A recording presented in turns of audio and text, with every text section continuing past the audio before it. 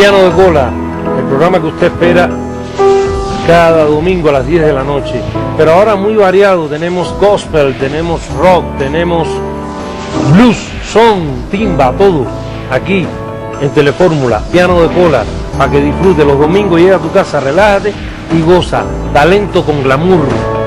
Piano de Cola, domingo 10 de la noche.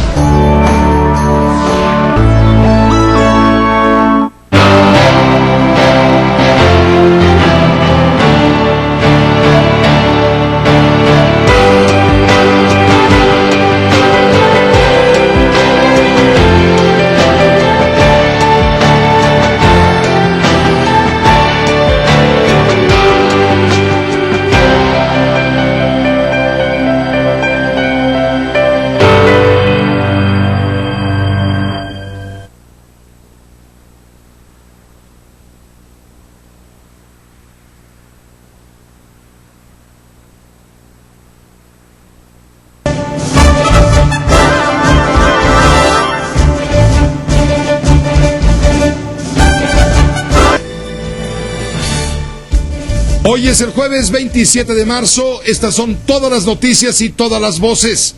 En este momento hay una movilización importante de cuerpos de emergencia y seguridad en torno a la carretera México-Toluca, donde se reporta un deslave. Vamos contigo, Leopoldo Espejel, muy buenas tardes, adelante. ¿Qué tal, Pepe? ¿Cómo estás? Muy buenas tardes. Sí, efectivamente hay un abanderamiento sobre la carretera México-Toluca a la altura del kilómetro 20, y es que, Pepe, el reblandecimiento de la tierra, producto de las lluvias de algunos días en este lugar, provocó que hubiera un desgajamiento por parte de un cerro. Esto motivó a que cayera una roca, Pepe, de varias toneladas, precisamente sobre el arroyo vehicular. Se nos ha confirmado, Pepe, que por fortuna no hay daños materiales, tampoco víctimas, aunque tampoco en estos momentos se ve muy afectada la circulación de la carretera con dirección a la Ciudad de México debido a la baja circulación de vehículos. En este punto, Pepe, justamente en la zona boscosa de Coyoacán, esta roca, pues te puedo describir que de acuerdo con los reportes de Protección Civil tendría un diámetro de aproximadamente 5 metros por 2 de ancho, varias toneladas que por fortuna, Pepe, pues solamente alcanzaron a caer sobre el arroyo lateral de la cinta asfáltica. Es importante precisar, Pepe, que hasta este momento pues han llegado elementos tanto de la Secretaría de Seguridad Ciudadana como de la Policía Federal y elementos de Protección Civil para llevar a cabo el almacenamiento y evitar que algún vehículo pudiera pues tener algún incidente por la presencia de este monolito. Pepe, lo que tenemos hasta este momento, reitero, esto es a la altura del kilómetro 20 de la carretera México-Toluca con dirección hacia el Distrito Federal, Pepe. Te agradezco mucho la información, vamos a quedar pendientes para agregar más datos a los tripulantes de vehículos que se conducen desde Toluca a México para que tomen las precauciones debidas y las alternativas que puedan ofrecer las autoridades de las carreteras. Sí, Pepe, por supuesto, y solamente te confirmo, no está cerrada esta vialidad, aunque haya abanderamiento a la altura del kilómetro 20. Sí, pero eso hace muy lento el tránsito y esto genera, por supuesto, congestionamientos. Estaremos atentos. Pendientes, Pepe. Pendientes, claro que sí, Leopoldo Espejel, con esto que acaba de suceder, se ha reportado a la altura del kilómetro 20 de la carretera México-Toluca en el sentido de la capital mexiquense al Distrito Federal. En estos momentos ha terminado en la Casa Presidencial de Los Pinos una comida a la que convocó el presidente de la República con los gobernadores priistas en el país. La comida comenzó a las 3 de la tarde, después le tendremos la información detallada de lo que ahí haya sucedido con mi compañera María Eugenia Rojas en cualquier momento. Pero vamos en este momento con mi compañera Sara Pablo. ¿Por qué? Porque hoy hubo mucha actividad legislativa, especialmente en la Cámara de Diputados, donde ya se aprobó la ley en contra de la violencia en los estados, la llamada ley antibarras. ¿De qué se trata, Sara Pablo? Te escuchamos, adelante. Hola, Pepe, ¿cómo estás? Buenas tardes. La Cámara de Diputados, ya lo decías, aprobó la creación del delito de violencia en los eventos deportivos, el cual será de fuero común cuando no resulten dañados bienes de la nación o servidores públicos federales en funciones. El dictamen fue avalado en lo general con 317 votos a favor, 34 en contra y 17 abstenciones. Fíjate, la sanción máxima será hasta de 4 años y medio de cárcel, multas de 20 a 90 días, equivalentes a unos 6,000 pesos máximo, a quienes inciten o generen violencia, a quienes introduzcan armas de fuego, explosivos o cualquier arma prohibida, y a quien cause daños materiales en los bienes muebles o inmuebles. A quien participe activamente en riñas se le va a aplicar una sanción de 6 meses y hasta 4 años y de 10 a 60 días de multa. También se van a aplicar de hasta 3 años de prisión y hasta 40 días de multa a quien ingrese sin autorización a los terrenos de juego y agreda a las personas o cause daños materiales. Aquellos que lancen objetos contundentes que por su característica pongan en riesgo la salud o la integridad de las personas, se les podrá castigar hasta con 2 años de cárcel y 30 días de multa, y como castigo también van a tener prohibido asistir a eventos deportivos masivos por un plazo equivalente a la pena de prisión que les resulte impuesta. A propuesta de la diputada Aliet Bautista, se aprobó una adición para que los responsables indirectos de la violencia también sean sancionados.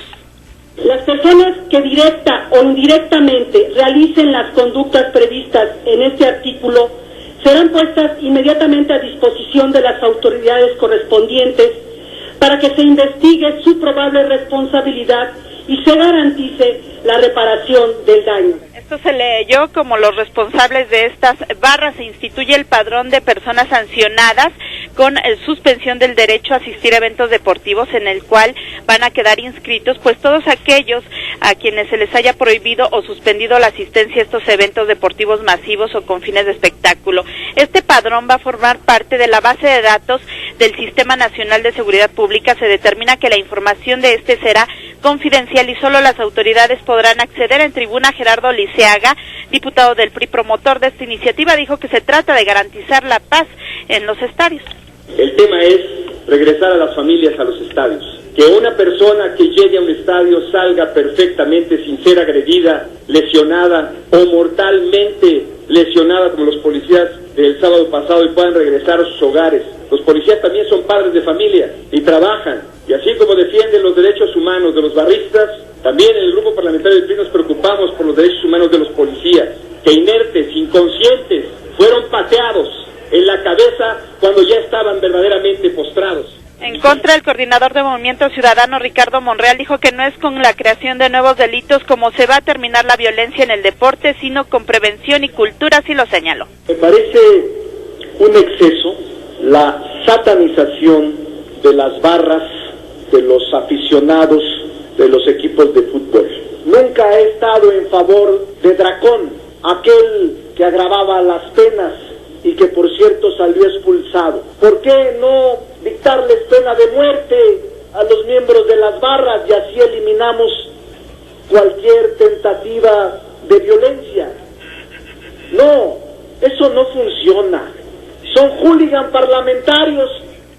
Así el debate, y aquellos que reincidan en conductas violentas se les va a aplicar una multa de hasta 90 días y se les va a suspender el acceso a eventos deportivos de 1 a 5 años, esto en caso de reincidencia. Pepe, esta minuta fue turnada ahora al Senado. El reporte que tengo. Sara Pablo, a ver, un breve antecedente. Esta iniciativa había sido presentada ¿desde cuándo? ¿Desde el año pasado? Desde octubre del año pasado, Pepe. Y después, bueno, fue turnada a comisiones de los deportes para que la dictaminaran, etcétera, y no pasó nada sino ¿hasta cuándo? ¿Hasta febrero? Hasta el 19 de febrero se aprobó en las comisiones de justicia y del deporte.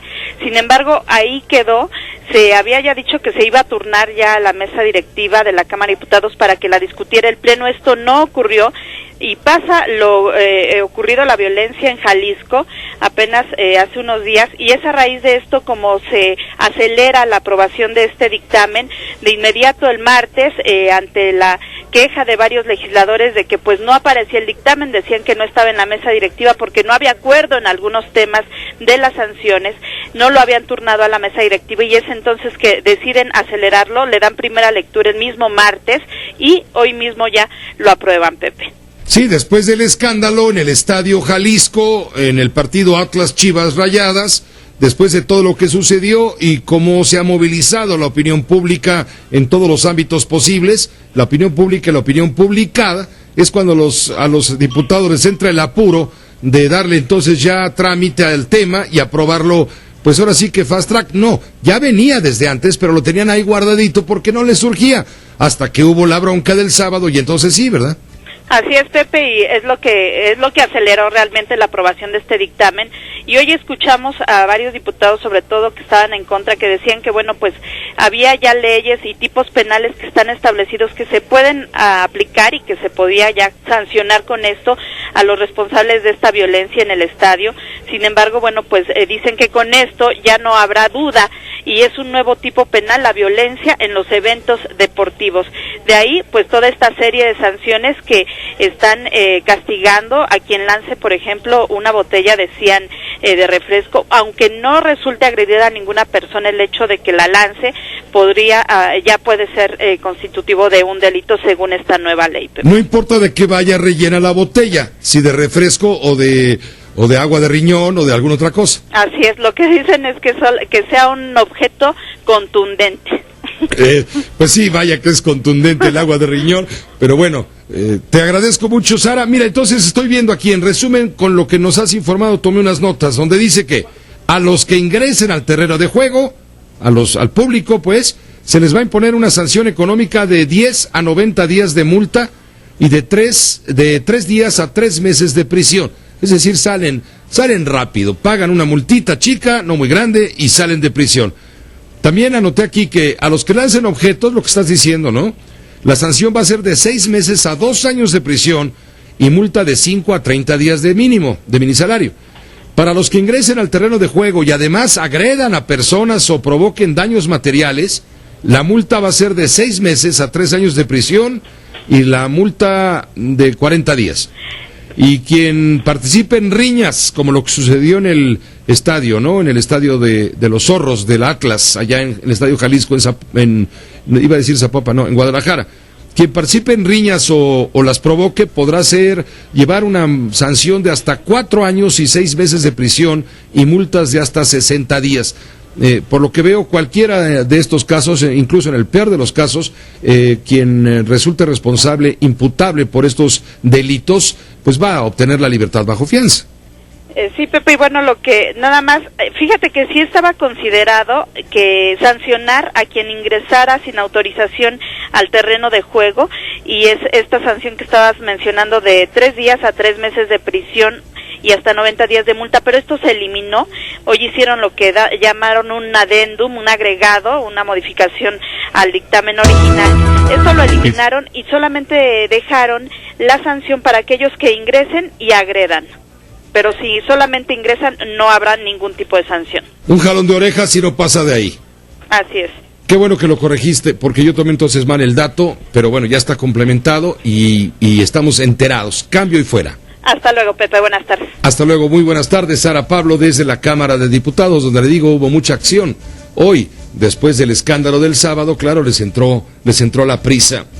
Hoy el presidente de la República, quien acaba de reunirse con gobernadores del PRI, habló del esfuerzo que hace la Marina Armada de México por luchar, y las otras Fuerzas Armadas del país y la Policía Federal, por combatir al crimen y a la delincuencia y garantizar la seguridad de los mexicanos. Esto lo dijo hoy el presidente de la República. Vamos contigo, Sara Pablo, tú tienes las 2 notas. Lo que dijo el presidente, Maru Rojas, discúlpame, Maru Rojas, es que acabo de colgarle a Sara. Te escuchamos, Maru, adelante.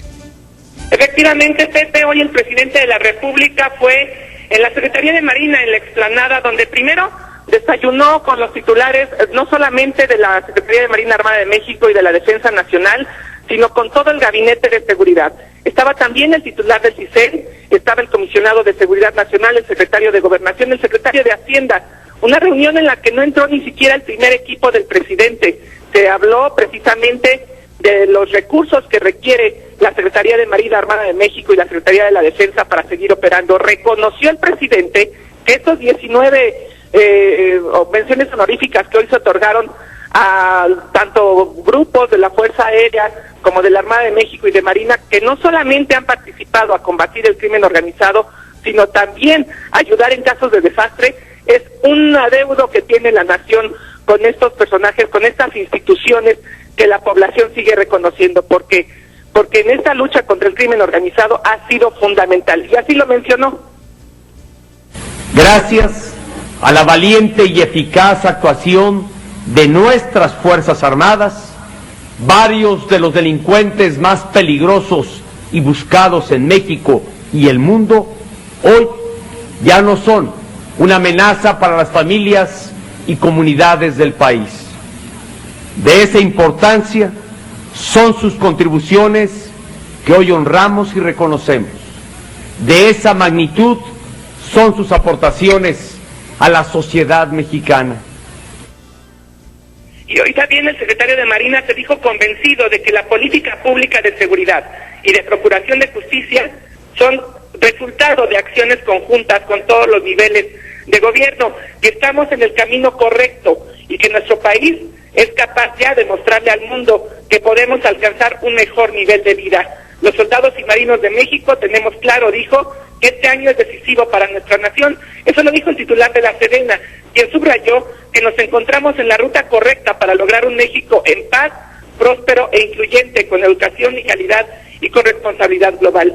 Y como bien lo mencionas, Pepe, todos nos encontramos afuera de Palacio Nacional esperando que concluya esta comida con los gobernadores únicamente de los emanados de su partido y también con el líder nacional del PRI, que nos informan estaba en una reunión con empresarios asiáticos y fue informado de que tenía que sumarse a esta reunión de gobernadores priistas con el presidente en Palacio Nacional, que inició a las 3 de la tarde y continúa.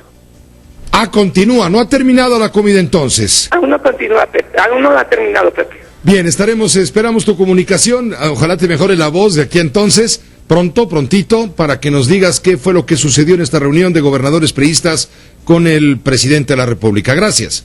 Estamos pendientes, buenas tardes. Buenas tardes, Maru Rojas, se le acaba la voz, tiene una flamita de voz nada más, y le agradecemos mucho el esfuerzo por mantenernos bien informados. Después de corte le voy a informar también con todo detalle otras noticias relevantes. Hubo un tiroteo en las lomas de Chapultepec. Hoy un tiroteo donde un guardia, un escolta de la policía preventiva perdió la vida. También hoy hizo su aparición otro vengador anónimo. Era un pasajero que viajaba en un transporte público y se trepa un asaltante, quiere quitarle los pesos y los centavos a quienes ahí viajaban, y de entre los pasajeros surgió este vengador anónimo, sacó el arma y le disparó al asaltante y lo mató. También iremos a Michoacán para que nos informen detalladamente a través de la agencia informativa Cuadratín de esta aparición de autodefensas falsos en la población de Siracuaretiro, en la región purépecha, desde luego, allá en Michoacán. Comentaremos el dislate de anoche de Ernesto Cordero, candidato del PAN, a buscar el liderazgo de este partido político cuando, estando en Morelia, cerrando ya la última actividad de su campaña en la capital yucateca, pues dijo que él aspiraba a ser el presidente del PRI. Y no, ni cuenta se dio, se siguió como hilo de media. Mire, se lo pongo para que lo escuche, porque luego dicen que inventamos. No, sí lo dijo, mire. Para que todos nos sintamos militantes de un partido digno, de bien, con orgullo, con legado. Yo quiero ser el presidente del PRI para honrar ese legado de millones, de miles de mexicanas y de mexicanos. Yo quiero ser presidente del PRI, dijo Ernesto Cordero. Vaya tropiezo y la sorpresa que se llevaron los que ahí escuchaban en Mérida a Ernesto Cordero, aspirante al liderazgo nacional del PAN.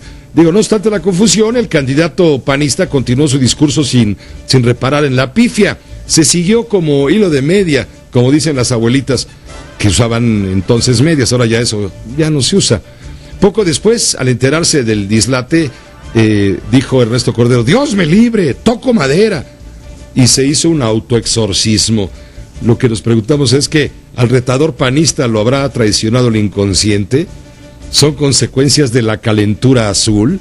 ¿Qué está pasando? ¿Qué está pasando? Bueno, ya pasó, ya se corrigió el señor Cordero, no pasa a mayores, pero sí fue un verdadero dislate y muchos enemigos, viperinos, etcétera, ya saben, los maledicientes, los que le dicen Mr. Bean a Cordero, salen y dicen: no, lo traicionó el inconsciente, este cuate en el fondo lleva un priista adentro. Bueno, eso le pone un poco de alegría un combate por el liderazgo panista que está bastante aburridón, esta guerra a pastelazos, a no ser porque Cordero la riega, o a no ser porque Gustavo Madero amenaza con demandar a Cordero por difamación. Es decir, hacia afuera hacen como que se matan para que haya más calorcito, pero está de veras de bostezo la campaña de los liderazgos panistas. Sin embargo, con estos detalles, le digo, pues se aviva la flama, ¿no? Y nos hace voltear a las cosas. No sé, no les estamos dando ideas como para que la rieguen diario, pero sí, en este caso fue una cuestión inconsciente lo que ahí sucedió. En un momento le voy a tener toda la información también de lo que dice Madero, ¿no? Que va a demandar a Cordero, ya se lo digo, por injurias. Y bueno, y hoy sale la nota también de que Andrés Manuel López Obrador va a ser el candidato del PT, del Partido del Trabajo, a la presidencia de la República. Toda la bronca que hubo hoy en la Corte, en la Suprema Corte, porque 3 senadores del PRD presentaron una controversia para que la Suprema Corte decida si procede o no la consulta en torno a la reforma energética. Hoy la Suprema Corte rechaza la competencia en el tema, dice que esto le corresponde finalmente a la Cámara de Diputados, no le corresponde a la Suprema Corte y se declara, le digo, incompetente. También prometen productores, distribuidores y autoridades, prometen que el kilogramo de limón va a bajar la próxima semana. Quieren estabilizar el precio del limón poquito arriba de los 20 pesos, pero no en los 60 o 70 y hasta 80 pesos en que se ha cotizado en los últimos días, generando una enorme carestía. Ha habido varios accidentes, además del que narraba Leopoldo Espejel en la carretera México-Toluca por un deslave. Hubo otros accidentes también en el Estado de México. Un tráiler entró a una casa en Naucalpan y mató a una mujer.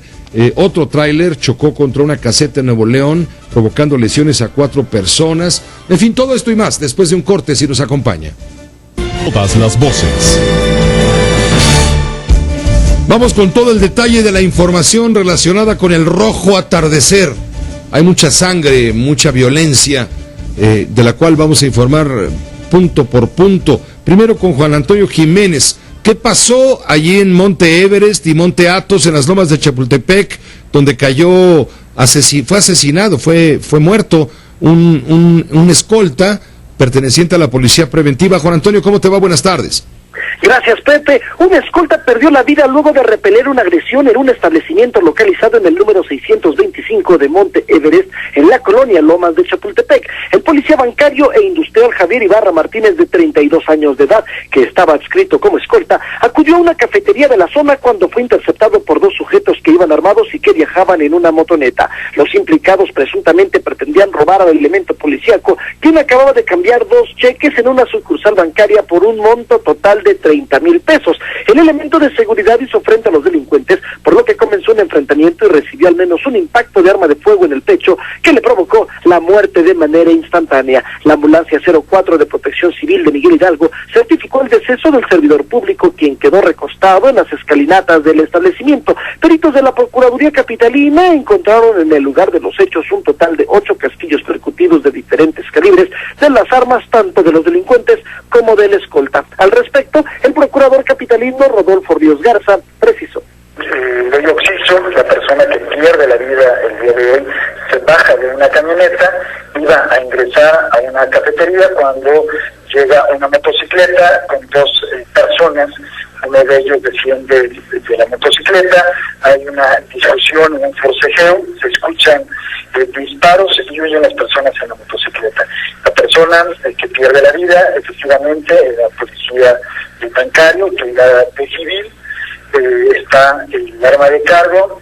Las primeras testimoniales nos han referido que había acudido a una sucursal bancaria donde hace el cambio de 2 cheques, uno por la cantidad de 10,000 pesos y otro por la cantidad de 20,000 pesos.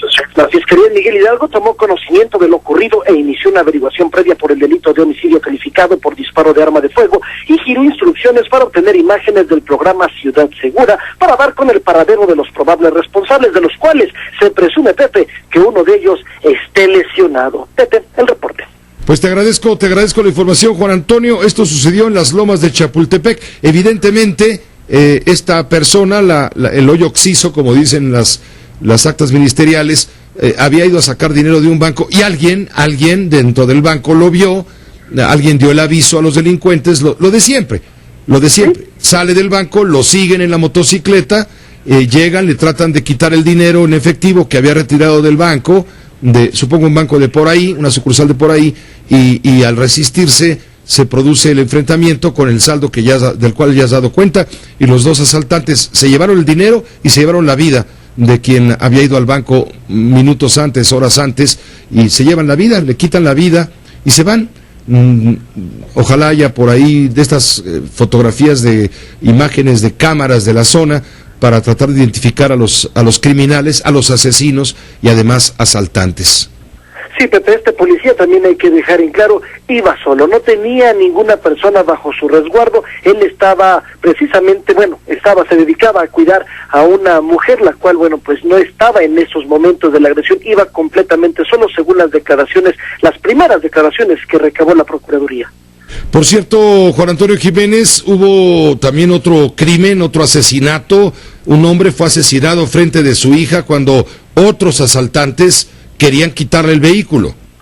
Así es, Pepe, este caso presuntamente fue por oponerse a que le robaran su unidad. Una persona fue privada de la vida por disparo de arma de fuego cuando en compañía de un familiar, quien resultó por cierto herida, se encontraba en el interior de la unidad que estaba estacionada en calles de la colonia La Cebada. Según los primeros informes, los hechos se registraron en el número 24 de la calle Enrique Flores Magón, sitio en donde Juan Carlos García de León Jiménez, de 50 años de edad, se encontraba dentro de su vehículo Mazda blanco con placas MPF 1667 del Estado de México. Durante la agresión, la esposa del oroxiso, de nombre María Clara, también resultó lesionada, por lo que fue ella trasladada al Hospital Torre Médica de Cuemanco. Según versión de testigos, la pareja arribó a su domicilio en compañía de 2 personas más, quienes alcanzaron a ingresar al inmueble en el momento en que un par de sujetos se acercaron al automotor y en 2 ocasiones le dispararon a la víctima. Luego de haber cometido esta agresión, los probables responsables se dieron a la fuga en pie, en tanto los familiares de la víctima solicitaron el apoyo de la policía y de una ambulancia. En el lugar de los hechos fue localizado una motoneta de color negra y una pistola. El Ministerio Público de Xochimilco inició una averiguación previa por el delito de homicidio doloso y lesiones por disparo de arma de fuego, por lo que ya giró las instrucciones para dar con el paradero de estos 2 sujetos, de los cuales, la primera hipótesis que se tiene es de que iban precisamente por el vehículo. Al oponerse, aquí están los resultados, Pepe, otra persona más que pierde la vida. Muchas gracias por la información, Juan Antonio, muy buenas tardes y pendientes. Gracias, buenas tardes. Juan Antonio Jiménez, y en más notas del rojo atardecer, hay otro caso también gravísimo, una mujer que perdió la vida al ser asaltada, le dispararon en la cabeza, llegaron a arrebatarle sus pertenencias, ella resistió y recibió un balazo en la cabeza, y esto generó una enorme movilización policíaca en torno a la colonia San Ángel, debido a que la mujer falleció, por este impacto de bala por resistirse al asalto. Fue en la calle de Río San Ángel, a espaldas de Altavista, cerca de Avenida Revolución, en la delegación Álvaro Obregón. Sujetos armados la amagaron a la víctima, quien recibió el disparo. Cerca del cuerpo de la mujer se encontró un vehículo negro con la puerta abierta, el cual se presume era de la víctima, mientras que los responsables lograron darse a la fuga. Mire, estas cifras son verdaderamente espeluznantes. Y en el Estado de México volvió a aparecer otro vengador anónimo. Vamos de nuevo contigo, Leopoldo Espejel. Ahora el vengador anónimo viajaba en microbús. Cuando se sube el asaltante, le dispara y lo mata. Adelante.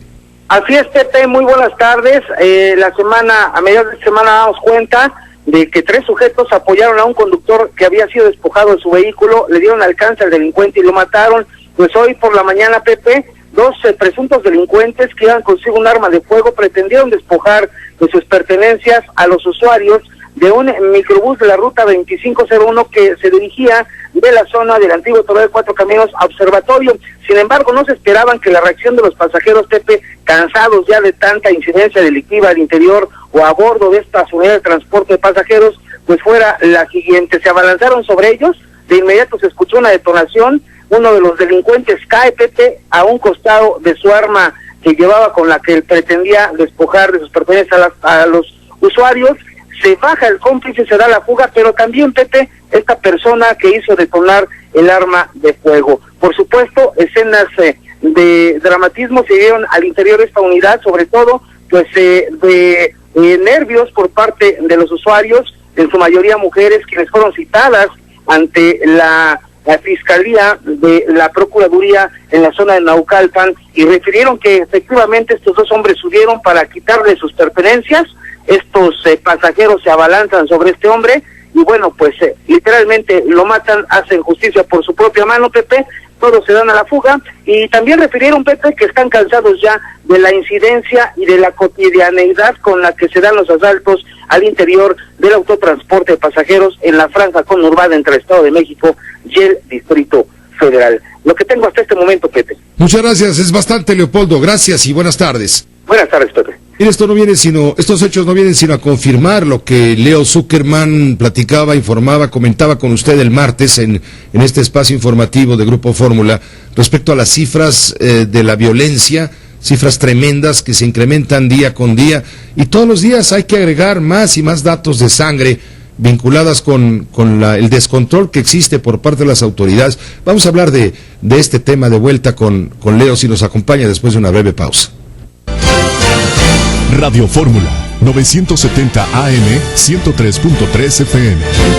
José Cárdenas 38. Así es, Pepe, muy buenas tardes, noches. Pues efectivamente, el pasado martes nos tocó dar un recuento de las cifras macro. Escandalosas. Pues sí, de que la violencia continúa en el país. ¿Hablabas de cuántos? Estábamos hablando de... ¿En lo que va del sexenio? En lo que va del sexenio, 14.051 ejecuciones relacionadas con el crimen organizado en la base de Lantia. Es una base de datos de esta organización que fiscaliza. Así es, que digamos ellos hacen su propio conteo a partir de redes sociales y de seguimiento en la prensa local y nacional. Son 14.051 en lo que va de los 15 meses hasta febrero, digamos, del sexenio del presidente Peña Nieto. Abren los periódicos, se ponen a contar muertos. Sí. Muertes obviamente vinculadas con actos violentos. Abre los portales de los periódicos locales y ve también ahora, es muy importante, los blogs, las redes sociales, etcétera. Y bueno, gracias a eso, entre otras cosas, también descubrieron este asunto de los 500 cuerpos que encontraron en fosas en el norte de Coahuila. Lo cual te tiene muy alarmado y nos diste la orden de trabajar este asunto. Ya estamos tras el asunto, porque estás hablando de 6 o 7 municipios en Coahuila, correcto, donde han encontrado fosas, obviamente clandestinas, que ya sumando todo lo que han encontrado, estás hablando de 500 muertos ahí y en otros estados de la República.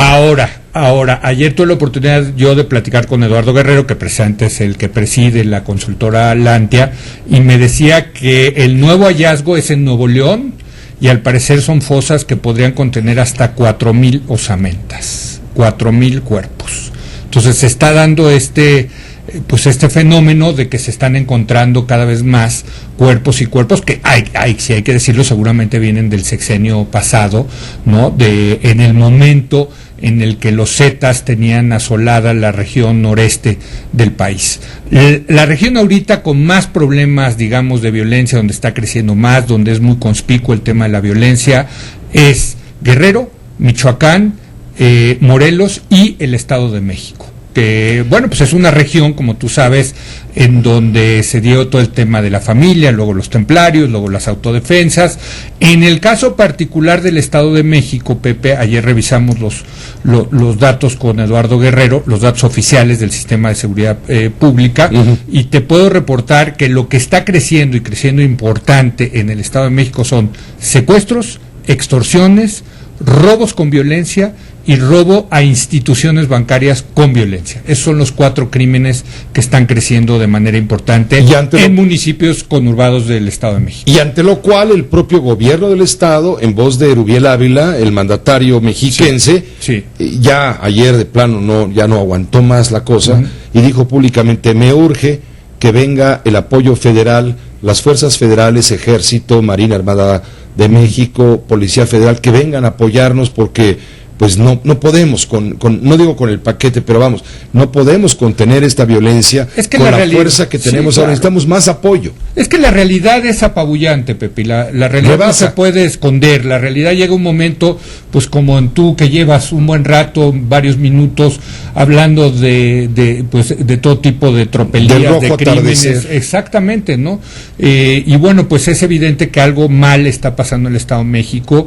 Al parecer, lo que ocurrió en el Estado de México México es que con con lo que está pasando en Michoacán desde hace muchos años se les pasaron algunos de las bandas de la familia y de los templarios que empezaron a operar pues tal como los zetas en el noreste del país, es decir, pequeños grupúsculos de bandas chiquitas que empezaron a secuestrar, a robar con violencia y a extorsionar, ¿no? Y bueno, pues en ese sentido se tiene que hacer un operativo especial para el Estado de México, ya lo dijo el gobernador.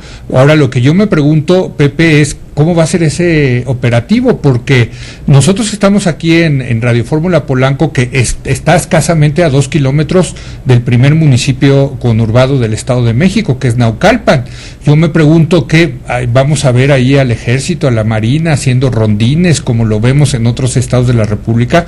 Es decir, ya está llegando esto muy cerca de aquí, de la capital del país, que se supone que había estado sellada esta zona, a la cual no había llegado la violencia, pero desgraciadamente pues cada vez está más cerca, Pepe. Mira, normalmente damos la información cuando es noticia, por supuesto, relevante, pero hoy concentramos justamente el esfuerzo informativo al inicio de la emisión en datos, cifras, el policía que mataron en las escalerillas ya de la colonia Lomas de Chapultepec, después es una colonia muy muy protegida. La mujer que asesinaron en San Ángel, le disparan porque se resiste al asalto, el señor que le roban el coche enfrente de la esposa de la hija y lo matan, en fin, esto ya se está viviendo en el Distrito Federal y es en unas cuantas horas en el DF, ¿no? Así es, Pepe, y yo creo que el tema ya está llegando, pues. Ya llegó, ya está en los municipios conurbados del Estado de México. Estamos hablando de Catepec, de Neza, de Naucalpan.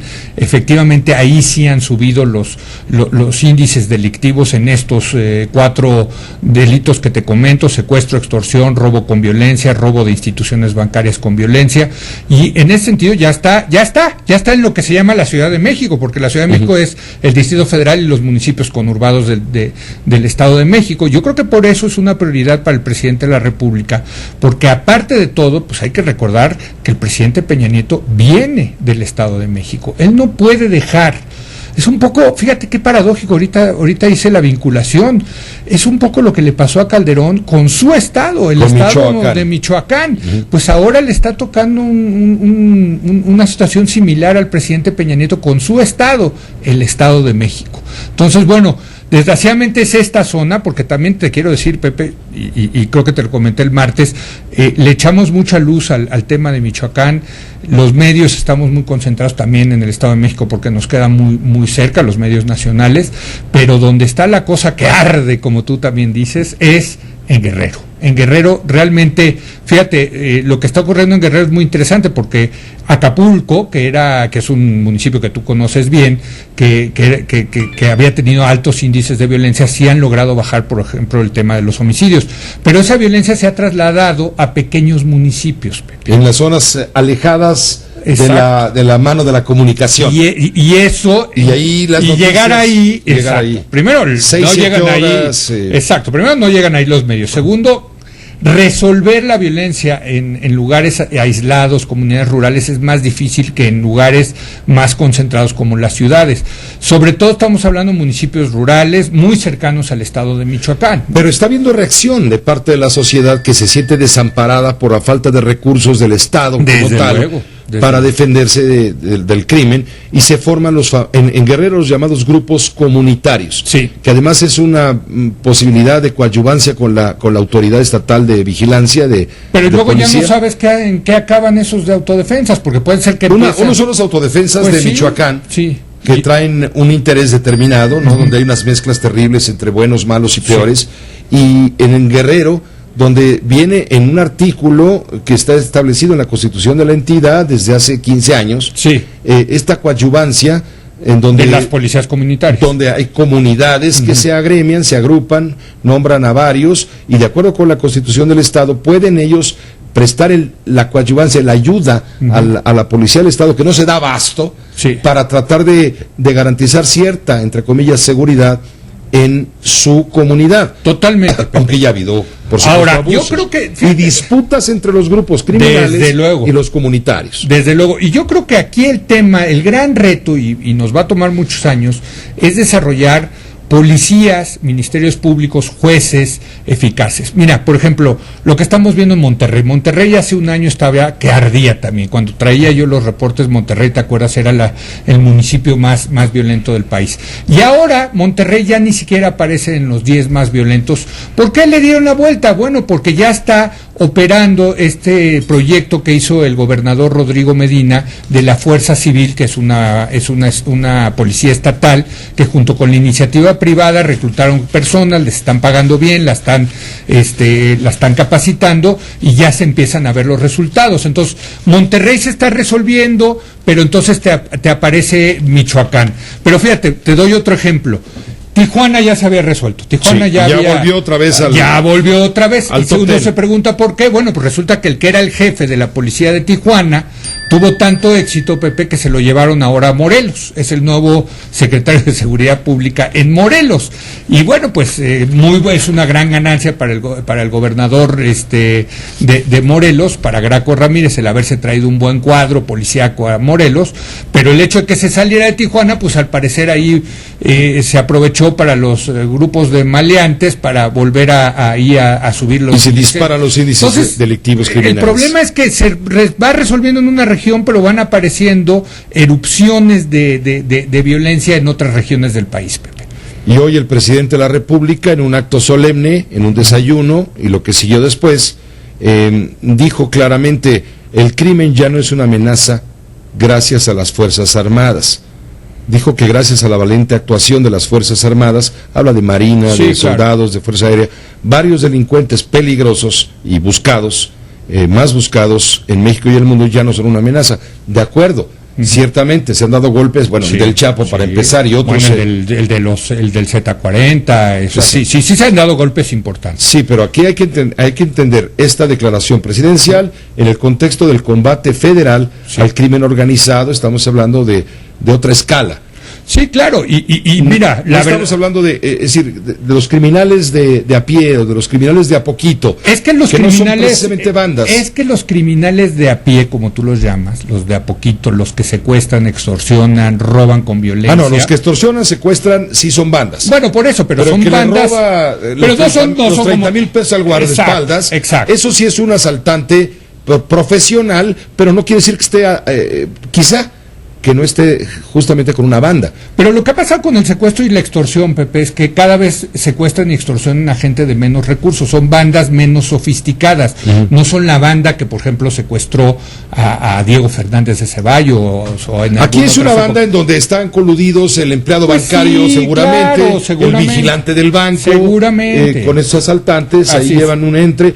Pero vamos, no son cárteles delictivos a los que se refiere el presidente. Ahora, ahí ese es el tema de lo que en su momento decía mucho Felipe Calderón, y con toda la razón, de que se necesita ahí también la intervención de los gobiernos de los estados y de los municipios. Porque ese tipo de delitos, Pepe, no le corresponden a la federación perseguirlos ni resolverlos. Son fuero común. Son fuero común y es un tema de localidades, de policías locales que puedan funcionar. Y sí funcionan en otros lados. Hay lugares, Guanajuato, hay lugares, Aguascalientes, Chihuahua le dieron una buena vuelta. Por ejemplo, Chihuahua pusieron una policía antisecuestros que al parecer está funcionando, lo dice Isabel Miranda de Wallace, no lo digo yo. Entonces, sí se necesita ahí el involucramiento de los gobiernos locales, y en ese sentido lo que está pasando en el Estado de México, pues también es responsabilidad y de manera directa del gobernador Erubiel. Desde luego es el que, con la ayuda de la federación, pero el que va a tener que resolver ese tema, y él conoce bien eso porque pues él fue presidente municipal de Catepec, que es el municipio más delictivo, junto con Cotitlán Izcalli en este momento. Pues sí, entonces algo debería saber Erubiel Ávila de este asunto, porque pues él es su propio municipio. Pero mientras no también presionemos a las autoridades locales, en este caso también a las del Distrito Federal, Pepe, porque también se decía, bueno, la gran carta de Miguel Ángel Mancera para ser jefe de gobierno es que aquí no llegó la violencia y que fue un buen procurador, etcétera, lo cual es cierto, pero no porque ya llegó se tienen que bajar las defensas, y se dice que en parte la inseguridad en el Distrito Federal ha empeorado en estos meses porque el que era un buen secretario de Seguridad Pública, como fue el doctor Mondragón, se lo trajeron a la Federación y otra vez abrieron ahí un hueco en el Distrito Federal, ¿no? O sea, ¿sí me entiendes?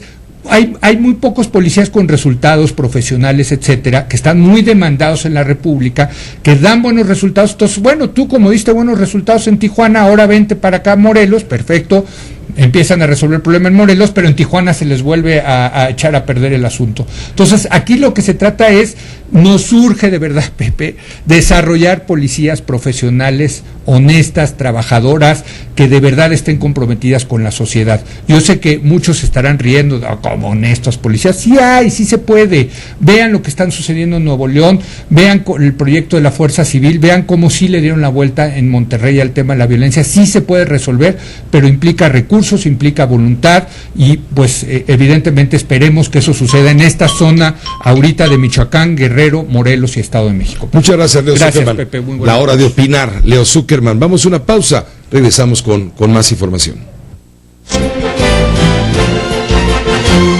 José Cárdenas informa.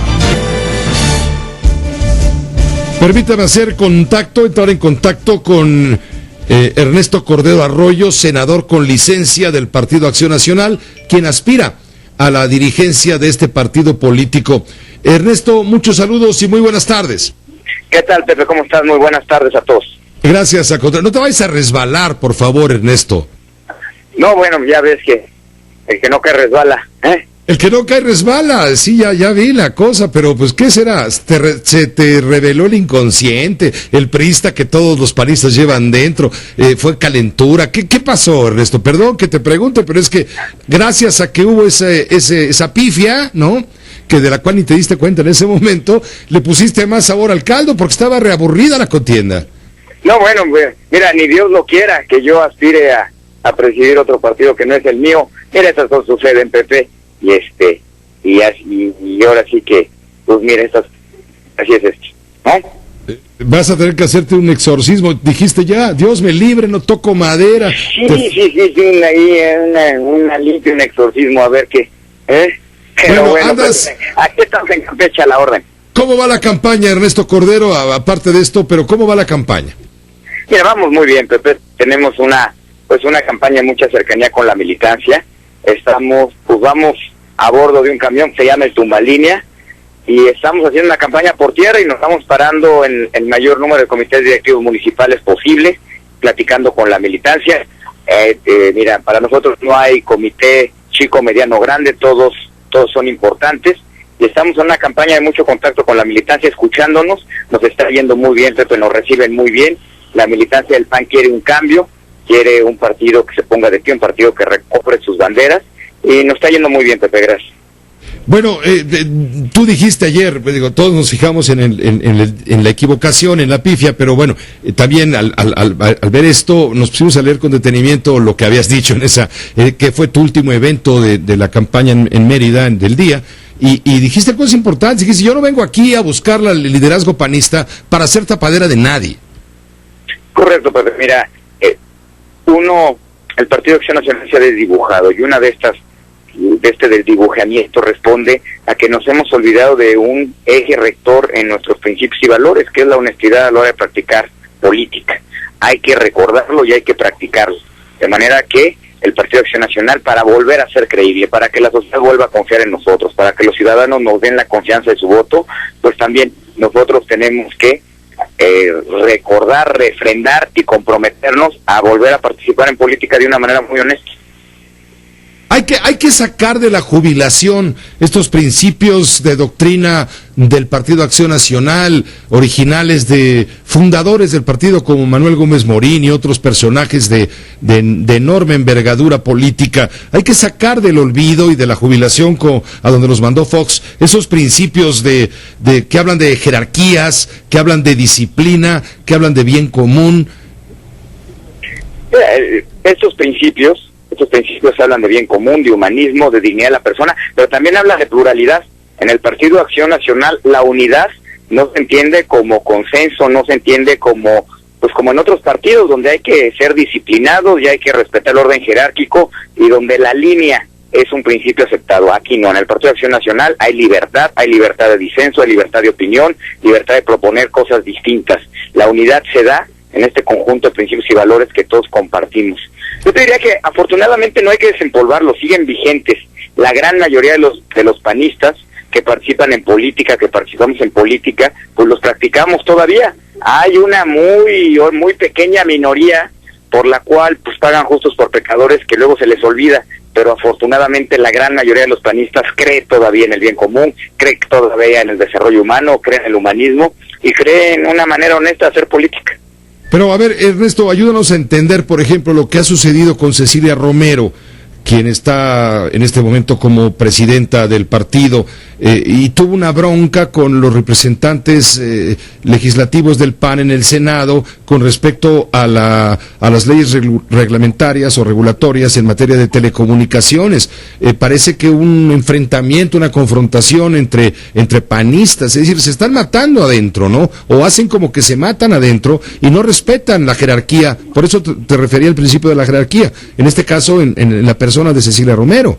Mira, con todo respeto y cariño a la presidenta del partido, me parece que el descalificar o aplaudir una iniciativa corresponde a los legisladores. Ellos son los representantes populares, ellos son los que en un marco republicano constitucional como el nuestro tienen la facultad de analizar y aprobar leyes. La gente vota por los legisladores, no por los presidentes de los partidos. El presidente de los partidos, por supuesto que tiene el respeto de todos sus legisladores, pero es una facultad de los legisladores el revisar y analizar leyes. Y mira, yo creo que ahí los senadores del PAN pues también actúan de manera responsable. Pues antes de descalificar algo, pues primero déjenos leerlo. El presidente de la República tiene facultad de iniciativa de mandar iniciativas de ley al Congreso y la mandó al Senado y son los senadores los que pues hay que darles la oportunidad, aunque sea de leer el paquete y pronunciarse si está bien o está mal. Pero dime, Ernesto, hablando de los senadores, no es un berrinche en forma de protesta lo que pasó el otro día cuando no quisieron darle su voto a la confirmación, a la ratificación del nuevo Comisionado Nacional de Seguridad, Monte Alejandro Rubido, a quien ustedes, los panistas en el Senado, tú lo eres con licencia, pero estabas allí hasta hace poco, reconoces la calidad, las credenciales, los méritos de este hombre para hacerse cargo de la Policía Federal como Comisionado Nacional de Seguridad. Sin embargo, el PAN hizo un berrinche por la muerte del alcalde panista de Tanguato, Gustavo Garibay García. Con todo cariño, Pepe, ¿te parece un berrinche que se estén asesinando alcaldes en la calle? No me refiero a eso, no me refiero eso no es un berrinche, no, pero decir yo condiciono mi participación en la discusión de las leyes relacionadas con la cuestión energética a que el asunto de oceanografía pues se haga a modo. Y segundo, no apruebo al comisionado pues porque mataron a mi alcalde panista en Taguato, Michoacán. Vamos, cuando ni modo, es lamentable, terrible, condenable, reprobable lo ocurrido, pero yo hablé con el comisionado hace 2 días y ante estos micrófonos y otros medios, él nos dijo claramente, el alcalde tenía guardia federal, se le retiró porque fue asignada esta guardia federal a otras tareas, se acordó con el gobierno del estado brindarle la seguridad, la protección, él la rechazó y se cubrió con policías municipales, los que a la hora del asesinato que ocurrió el sábado se estaban lavando los dientes, Ernesto. Vamos, no es que el comisionado tiene la culpa de que lo hayan matado, por desgracia, pero no tiene la culpa. Ahora, ¿de quién tiene la culpa? ¿Esta reacción no es muy brutal por parte del PAN? Brutal, Pepe, el asesinato, ya no de un alcalde, de cualquier persona en la calle saliendo de su casa, eso es brutal. Y lo que los senadores del PAN manifestaron es la condena a la estrategia de seguridad que se está siguiendo en Michoacán, donde definitivamente no está teniendo resultados y donde se está matando a la gente saliendo de su casa. Me parece que no es un berrinche, brutal los asesinatos y no las condenas de legisladores que yo creo que están haciendo su trabajo y están señalando ante la opinión pública que las cosas no están funcionando. El aplaudir absolutamente las acciones incorrectas del gobierno en Michoacán, lejos de solucionar el problema, está agravando la situación, Pepe, y yo creo que ojalá en México existan contrapesos como el PAN, que hagan que el gobierno haga bien las cosas, que se esfuercen a hacer bien las cosas y le responda a la sociedad como debe. Hay quien opina que en las entrañas del panismo hay quienes están apostando al fracaso de esta contienda, incluso están hablando de la posibilidad de, no sé, a lo mejor a partir de las cenizas de lo que resulte después del Partido Acción Nacional, de la degradación del PAN, pueda surgir un nuevo partido, Ernesto. El PAN va a salir fortalecido, Pepe. El PAN no es la primera vez que enfrenta una contienda democrática interna, sí para presidente del partido, pero en general está acostumbrado a competir y a la competencia democrática. Me parece que al final de esto el Partido de Acción Nacional va a salir fortalecido con un nuevo liderazgo, retomando su rumbo, con una gran motivación, con un gran entusiasmo, y yo te diría que muy echado para adelante para lo que viene. Yo te diría que el Partido de Acción Nacional, después del 18 de mayo, va a estar unido, más fortalecido y mucho más motivado que nunca. Tu adversario en esta contienda interna panista es Gustavo Madero, sin duda. Él ha dicho el día de hoy que te va a demandar por difamación. Pues mira, nosotros tenemos una campaña propositiva, nosotros no tenemos necesidad de denostar a nadie ni de hablar mal de nadie. Nosotros no lo hemos hecho, nosotros seguimos proponiendo, vamos muy arriba en las encuestas, no tenemos necesidad de eso, y estamos muy entusiasmados de la respuesta y el cariño de la militancia, que claramente quiere una renovación, que claramente quiere que el Partido de Acción Nacional cambie, y nosotros seguimos proponiendo, y una campaña de mucho contacto con la militancia, y también de mucho entusiasmo y mucha alegría. Pues Ernesto, te agradezco mucho que nos hayas tomado la llamada, que nos hayas comentado lo que pasó ayer, y bueno, tu encono justificado por lo que está sucediendo con los asesinatos de alcaldes, sin duda, y la interpretación que algunos analistas le han dado al tema, y tú lo respondes con todo derecho desde la perspectiva que compete a tu militancia, claro. No, gracias, porque te mando un abrazo, ya sabes, como siempre, con mucho aprecio y mucho reconocimiento, y de verdad te aprecio mucho que me dejes platicar con tu auditorio, y estoy a tus órdenes. Gracias, Ernesto Cordero. Muy buenas noches. Hasta luego. Gracias. Es el licenciado Ernesto Cordero Arroyo. Él es ahora senador con licencia, candidato a la dirigencia nacional del Partido Acción Nacional, en contienda abierta, rotunda, brutal, contra Ernesto Madero. El coordinador de campaña de Gustavo Madero, Marco Cortés, ha dicho que Cordero ha emprendido una campaña negra contra Madero a través de su asesor de imagen, Alex San Martín, quien se caracteriza por enarbolar propaganda negativa, y Madero y Cordero están enfrentadísimos. El representante de Madero ante la comisión organizadora de la elección dice que ya comenzó a distribuirse vía correo electrónico un video en el cual se hace referencia negativa a Gustavo Madero y al Partido Acción Nacional. El video señala, salió de la cuenta del correo electrónico. En fin, dice Gustavo Madero, ¿no quieres contestar mi teléfono, por favor? Dice Gustavo Madero, perdón por tener el teléfono encendido en este momento, entró una llamada que no debía de haber entrado. Dice Gustavo Madero que va a presentar una denuncia contra Ernesto Cordero por el delito de difamación de honor. Hagamos una pausa breve, regresamos. Vamos a Michoacán, a través de Leo Vigildo González, de la agencia informativa Cuadratín, que dirige Francisco García Davish.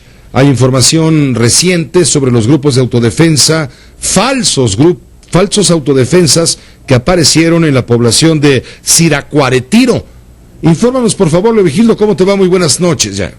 Buenas noches, Pepe. Efectivamente, como tú ya lo comentabas, la mañana de este jueves informó la Procuraduría General de Justicia del Estado que fueron desarmados supuestos integrantes de grupos de autodefensa que el día de ayer por la tarde ingresaron al municipio de Siracuaretiro para hacerse pasar por integrantes del movimiento armado y tomar el control de la seguridad. Esta mañana, en un operativo efectuado por el Ejército, la Policía Federal y la Policía Ministerial, finalmente fueron desarmados y detenidas estas personas, quienes se ostentaban como integrantes de los grupos de autodefensa. Al momento la Policía Federal y el Ejército son los que tienen el control de la seguridad en este municipio tras el surgimiento de estos grupos, de estos supuestos autodefensas el día de ayer por la tarde. Comentarte también que el día de hoy por la tarde finalmente el comisionado para la seguridad y el desarrollo integral de Michoacán, Alfredo Castillo Cervantes, informó que integrantes de grupos de autodefensa, estos debidamente constituidos, ingresaron al municipio de Tacámbaro acompañados por las fuerzas federales y el Ejército sin que se registraran hechos de violencia. Pepe, es la información que tenemos desde Michoacán. Por otro lado, también se informa que autodefensas entraron a Tacámbaro. Así es este municipio, entraron a Tacámbaro, ahí muy cerca ya de Turicato, la tarde de este jueves. para hacerse cargo de la seguridad, acompañados por el Ejército y la Policía Federal, Pepe. Pues te agradezco la información y estaremos atentos para cualquier novedad. Seguimos pendientes, buenas noches. Y atentos también. Gracias a Leovigildo González a través de la agencia informativa Cuadratín. Sobre el asalto a un guardaespaldas, a un escolta, pues, en las lomas de Chapultepec, en el Starbucks, están surgiendo versiones encontradas por parte de las autoridades, por un lado de Seguridad Pública del DF y por otro de la Procuraduría. Según la Secretaría de Seguridad Pública del Distrito Federal, el policía Javier Ibarra Martínez descendió de una camioneta y se dirigió al local, esperaba que una mujer a la que él cuida, que estaba bajo sus resguardos, saliera del establecimiento cuando se percató que dos sujetos, uno de ellos armado, se dirigía a él con la intención de agredirlo, y sin mediar palabra los agresores dispararon contra el policía. El escolta repelió la agresión con el resultado que usted ya conoce. El escolta perdió la vida. Luego los delincuentes se fueron en una motocicleta y huyeron. En cambio, el jefe de la policía del DF, Jesús Rodríguez Almeida, dice que la agresión fue producto de un intento de asalto, que pretendían robar a esta persona que se metió al Starbucks y que tenía asignado un custodio, etcétera, de la policía bancaria. Hubo un intercambio de disparos. El procurador Rodolfo Ríos Garza dice que los supuestos agresores pretendían asaltar al policía, quien minutos antes había cambiado 2 cheques en una sucursal bancaria. Entonces, al parecer hay algunas contradicciones por lo ocurrido en este tiroteo. Unos dicen que fue por una cuestión de robo y otros simple y sencillamente que fue una agresión de tipo personal. Todo esto, por supuesto, se sigue investigando. Hagamos una pausa breve, regresamos. Radio Formas.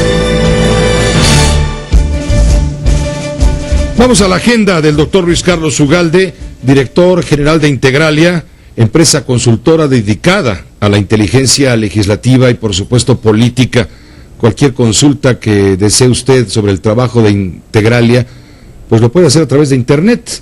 El sitio de Integralia es integralia.com.mx, www.integralia.com.mx.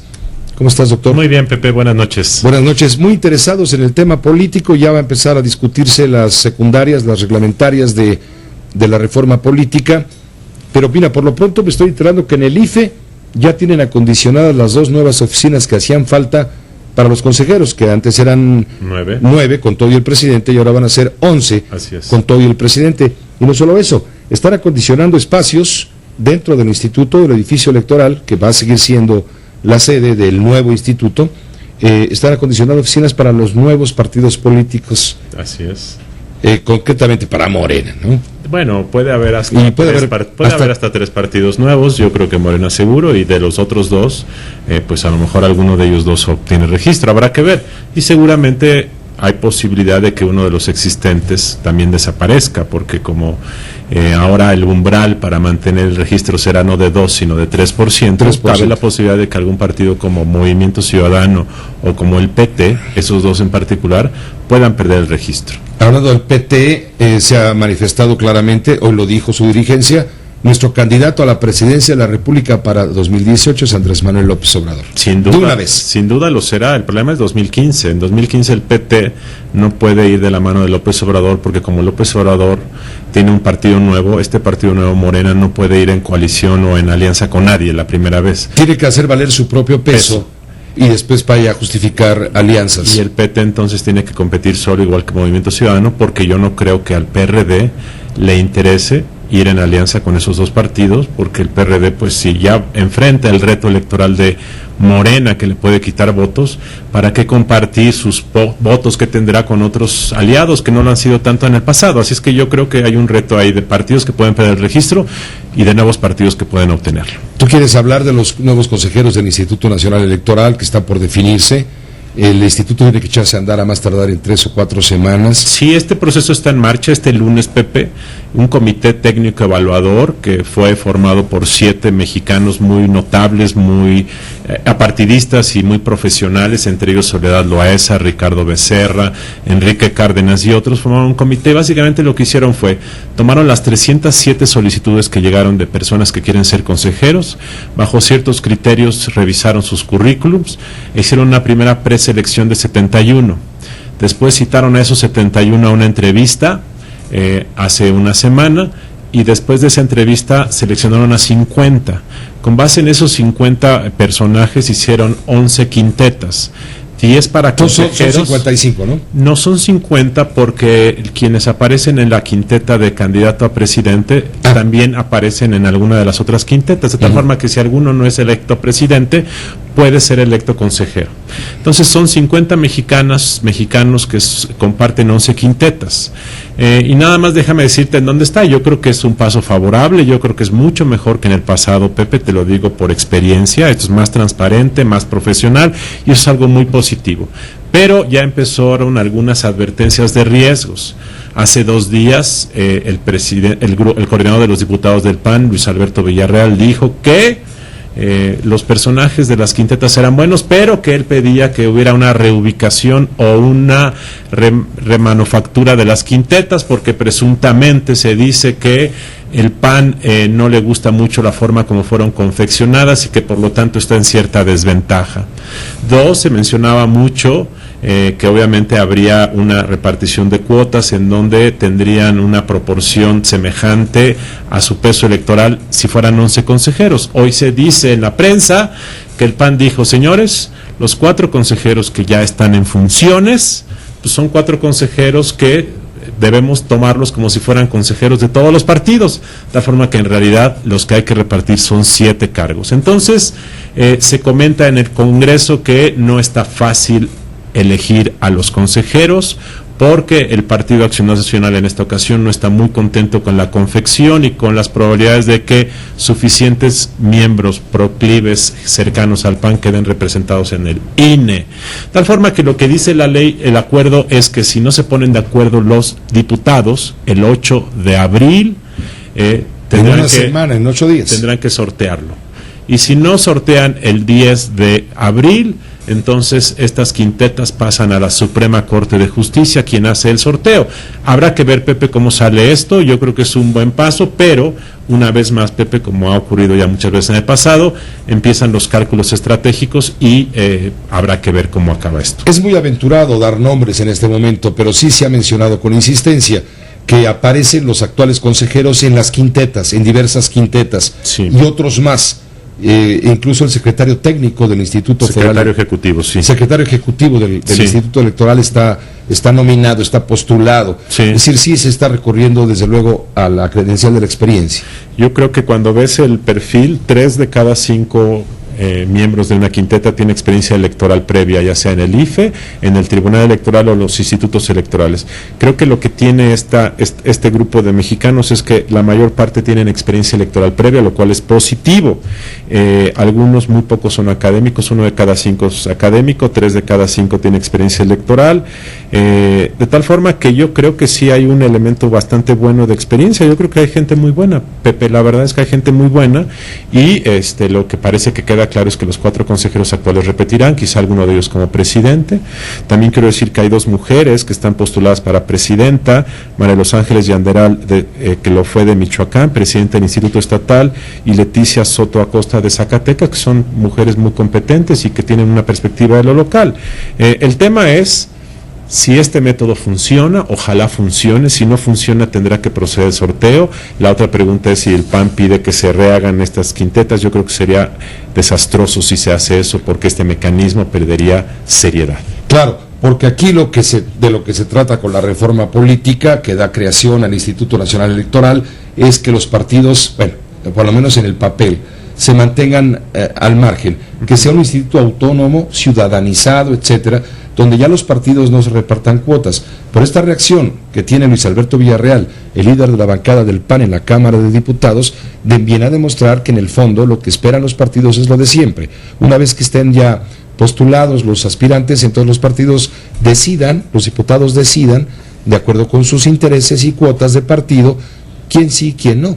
Así es, ese es el problema una vez más. Esto no es más que una comedia, un ejercicio sin duda encomiable por parte de esta gente distinguida, estos 7 electores o seleccionadores, pero una vez que ya hacen el trabajo pesado de cribar un poco la situación, Entonces vuelve a los partidos donde empieza la pugna de las cuotas. Mira, el PAN algunos panistas argumentan que la forma como se confeccionaron las quintetas los ponen en desventaja porque los cercanos a ellos duran 3 años o 6 años.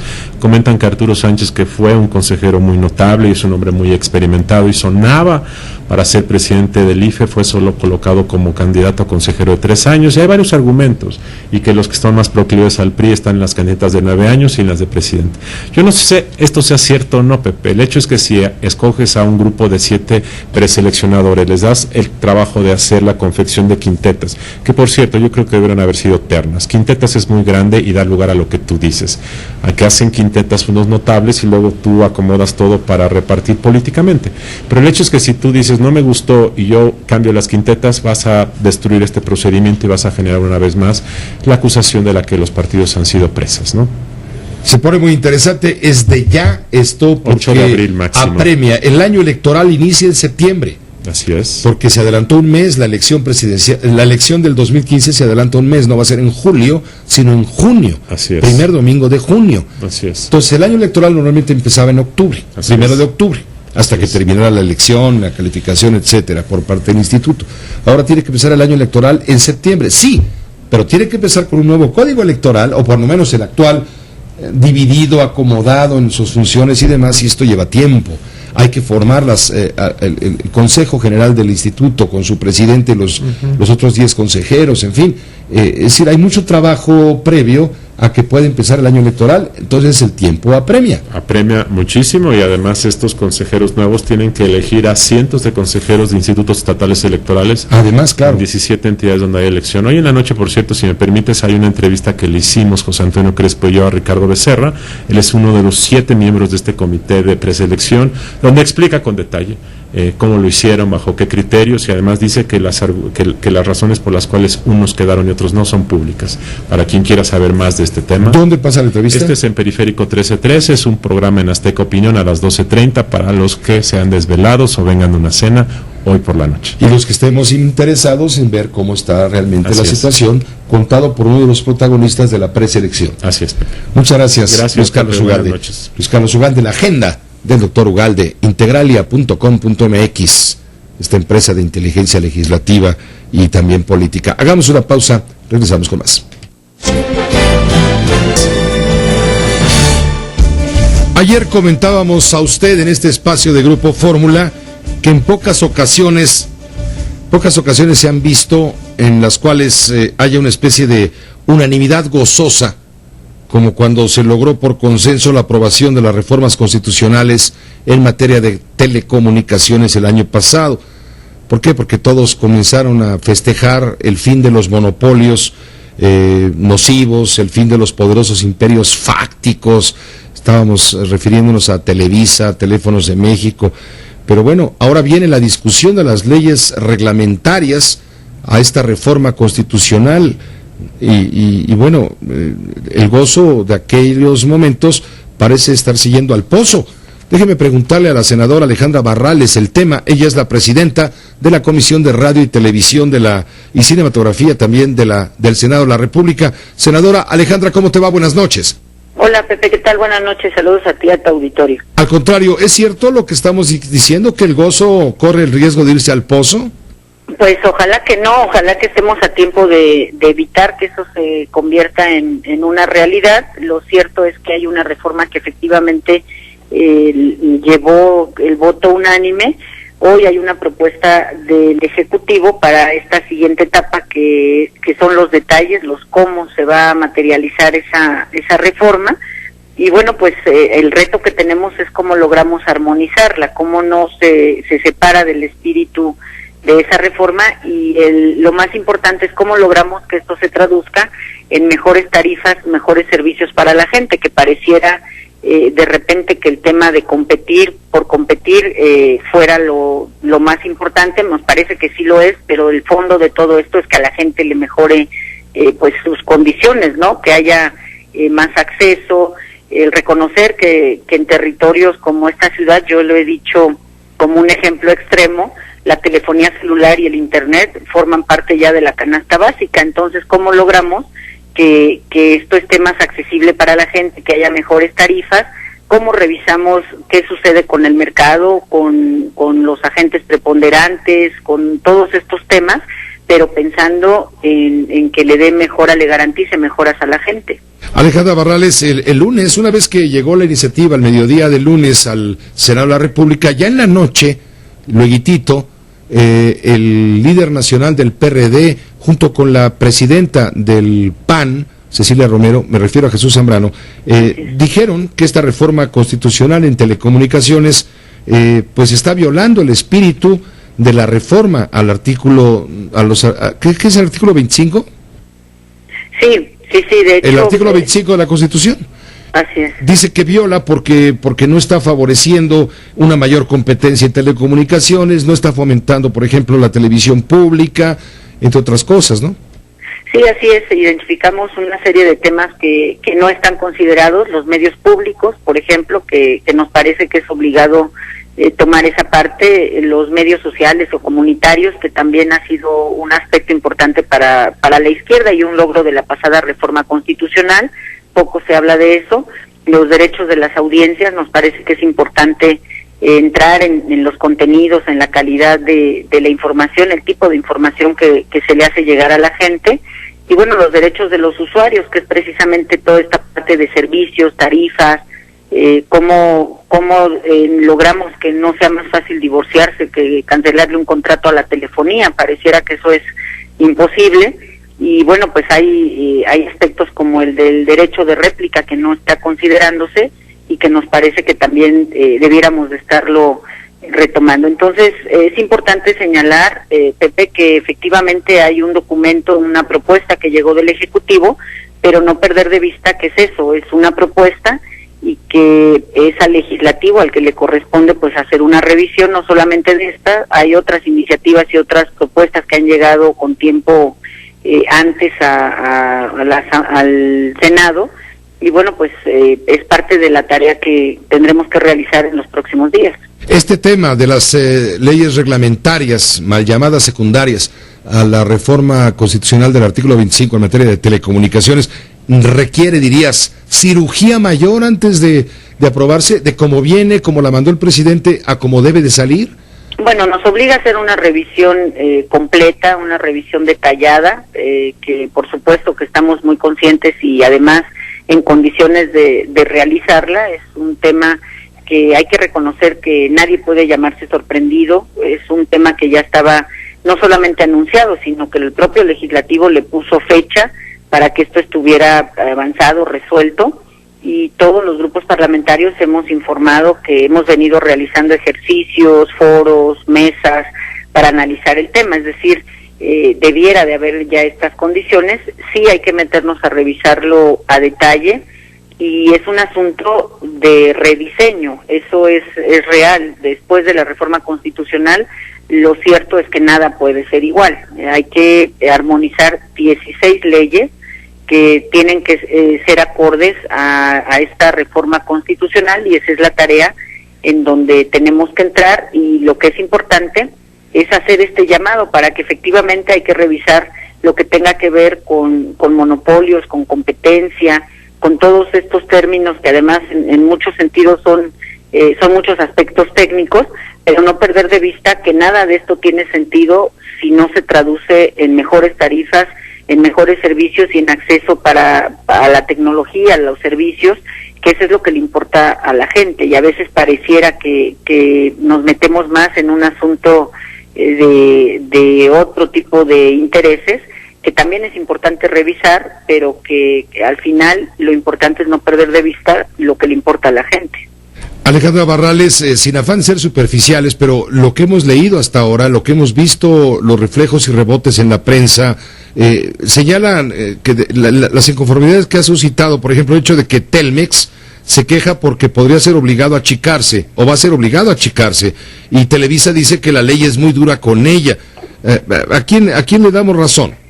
Bueno, nos parece que sí es real, que lo que se está buscando es que haya equilibrio en el mercado, que efectivamente haya equidad a la hora de competir, que haya reglas claras para competir, y efectivamente todo el mundo reconocemos que en este país, incluso por mandato constitucional, constitucional en algún momento se obligó a estas empresas a crecer. A Telmex se le obligó, por ejemplo, a que en determinado tiempo tenía que cubrir todo el país para poder quedarse con la concesión. Y bueno, en el tema de las televisoras, bueno, se les ha exigido que desde hace muchos años que lleguen a dar servicio a comunidades y todo esto. Entonces hoy tampoco podemos sancionarlas o podemos criticarles que están haciendo lo que en algún momento se les obligó a hacer. Pero sí es importante el rediseño, pues hoy hay una realidad diferente en el país, hoy hay competidores, hay condiciones incluso en el ámbito internacional que hay que considerar, y eso está bien, pero es muy importante que toda esta reforma no lleve dedicatoria, que no lleve ninguna dedicatoria que no sea el pensar en mejorarle servicios a la gente. Me parece que eso es importante, porque si no, efectivamente de aquí podría pensarse que hay todo un trabajo en contra de Telmex o en contra de Televisa o en contra de alguna otra empresa, y me parece que es importante pensar en la gente. Pues Alejandra, te agradezco. Hay todavía incógnitas, por ejemplo, la reforma constitucional habla de un instituto muy fortalecido, que es el Instituto Federal de Telecomunicaciones, el IFT. Sin embargo, vemos que, te digo, en lo superficial, lo que conocemos hasta ahora es que el gobierno federal, a través de Gobernación, por ejemplo, y a la Secretaría de Salud, en fin, van a seguir metiendo mano. Entonces, ¿dónde está la distancia, la autonomía, la fuerza de un instituto que va a arbitrar todo este tema de las telecomunicaciones, si en la parte de contenidos, Gobernación y el Ejecutivo van a seguir metiendo la mano? Por otro lado, ¿de qué manera se está promoviendo, por ejemplo, la radio y la televisión públicas, que son otro interés que se había comprometido? No viene explícito en la ley.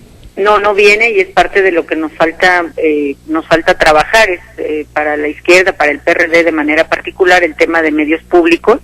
Estamos convencidos que es un asunto donde vamos a proponer, donde vamos a poner el dedo en el renglón, porque es fundamental precisamente que en este proceso pues no dejemos de lado este tema que es importante para la gente. Estamos hablando de el reforzamiento de valores, de cultura, de todos estos aspectos que hoy más que nunca se requieren, sobre todo con nuestros jóvenes y en el momento difícil que atraviesa nuestro país. Alejandra, por último, ¿crees que salga a tiempo todo este asunto de las leyes regulatorias, reglamentarias del artículo 25 de la reforma en telecomunicaciones, salga a tiempo antes de que acabe el periodo?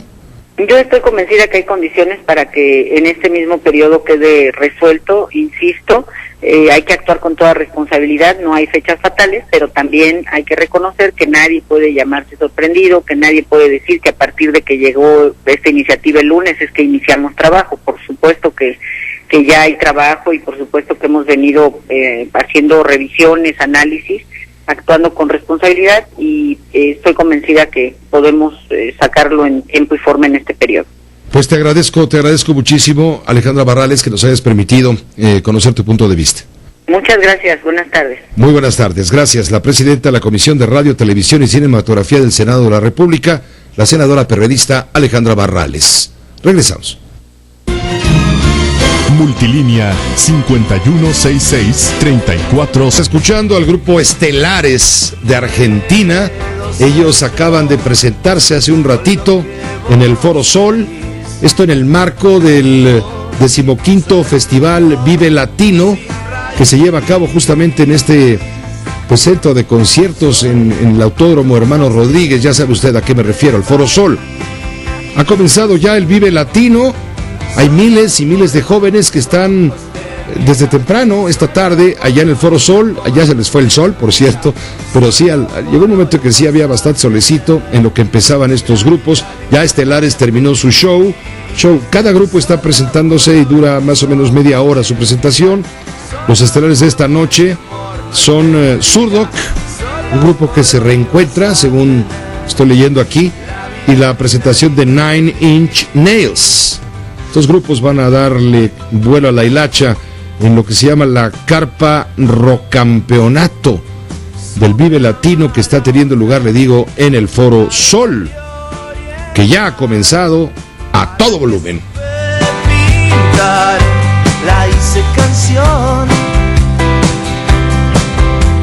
Supe que tenerla solamente para mí. También a todo volumen se ha difundido el encuentro del presidente Barack Obama de los Estados Unidos con el Papa Francisco en Ciudad del Vaticano. Vamos con el reporte directamente desde la capital italiana.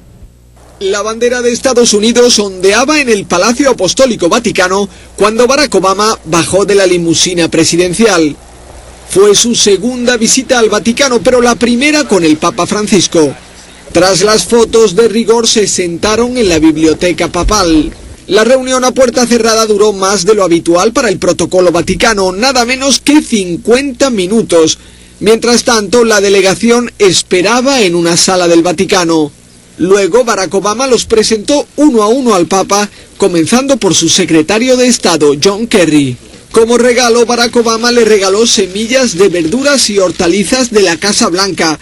Además, prometió donar muchas más a una obra de caridad en honor del Papa. El Papa Francisco fue también muy simbólico en los regalos. Las visitas de Estado a los papas son siempre cordiales, pero los regalos encierran mensajes mucho más directos. Benedicto le regaló en julio de 2009 un documento vaticano sobre bioética titulado La dignidad de la persona, que defendía la vida del no nacido y el derecho a la objeción de conciencia. Obama dijo que lo leería con atención. Lo habitual es que en la audiencia se hable de temas en los que hay sintonía. El presidente de Estados Unidos había dicho que querría luchar junto a Francisco para derrotar la pobreza en el mundo. Según el comunicado oficial, afrontaron temas como los derechos a la libertad religiosa, a la vida, a la objeción de conciencia y también la reforma migratoria. Ambos líderes se comprometieron a trabajar para acabar con el tráfico de personas. Antes de despedirse, Barack Obama hizo una petición privada al Papa, que rece por su mujer y por sus hijas. En el fondo, el hombre más poderoso del planeta es también un marido y un padre. Esto pasó en Roma hace unas cuantas horas. Vamos a enlazarnos con Maru Rojas. Ella está en la residencia oficial de Los Pinos. En Palacio Nacional, en Palacio Nacional, donde tuvo lugar una reunión de gobernadores priistas con el presidente Peña Nieto. ¿Qué resultó de la reunión finalmente? Te escuchamos, Maru. Buenas noches otra vez. Contrario a lo que aseguraba el gobernador de Veracruz al salir en una muy atropellada entrevista, él corriendo, nosotros detrás de él, que fue una reunión cordial, la Presidencia de la República emite en estos momentos un comunicado en el que subraya que se revisaron los avances de las reformas constitucionales, pero sobre todo los gobernadores manifestaron su preocupación de los conflictos que continúan teniendo en materia de seguridad. 22 gobernadores asistieron, todos los gobernadores de extracción priista, y también subrayan que fue una reunión a petición del dirigente nacional del PRI, César Camacho Quirós. Acaba de terminar, Pepe, y apenas están saliendo los gobernadores, los primeros en salir, Veracruz, Michoacán y Jalisco. Veracruz, Michoacán y Jalisco. Y el tema permeando esta reunión en Palacio fue el tema de la seguridad. Todos se quejan, dices. Estuvo presente el secretario de Gobernación, Miguel Ángel Osorio Chong, y el secretario de Hacienda, Luis Videgaray, los mismos personajes que estuvieron esta mañana también en el Gabinete de Seguridad, en la Secretaría de Marina, desayuno privado con los secretarios de Defensa y Marina. Muchas gracias, Maru, por la información. Buenas noches. Buenas noches. Bueno, esto acaba de suceder. Iniciamos el noticiario informando justamente de esta reunión. Ya terminó la reunión, se están retirando los gobernadores priistas reunidos con el presidente Peña Nieto, y la nota el subrayado es el tema de la seguridad.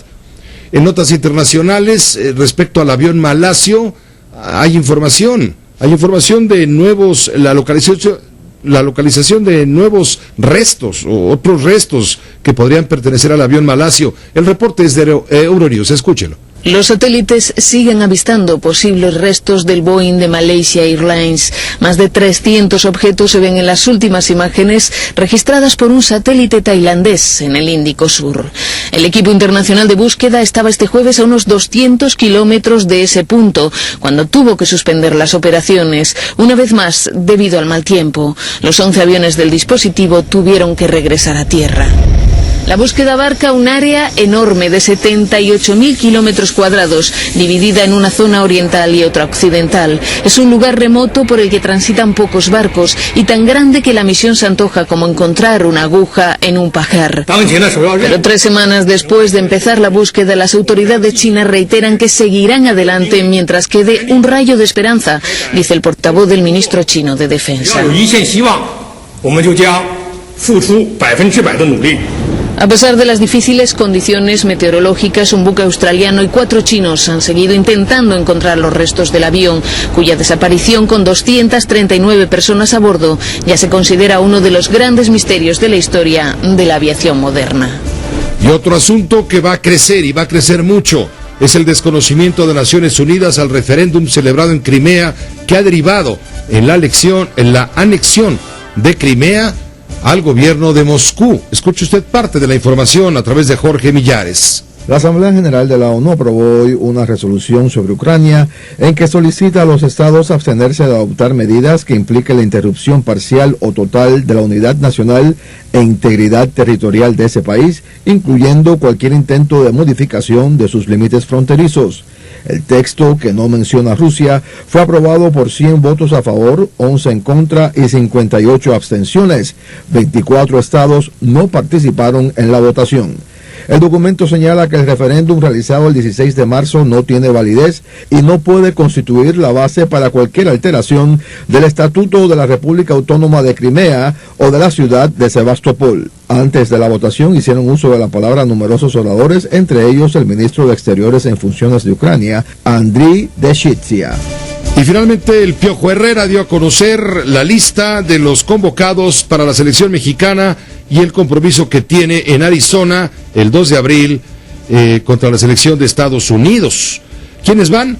Moisés Muñoz, Alfredo Talavera, porteros; Rafael Márquez, Juan Carlos Valenzuela, Francisco Javier Maza Rodríguez, Enrique Pérez, Paola Aguilar, Miguel Ayun, Rogelio Chávez en la defensa; mediocampistas José Gallo Vázquez, Jesús Zavala, Juan Carlos Medina, Isaac Brizuela, Carlos Peña, Luis Montes, Marco Fabián, y en la delantera a la Escuchas Grupo Fórmula.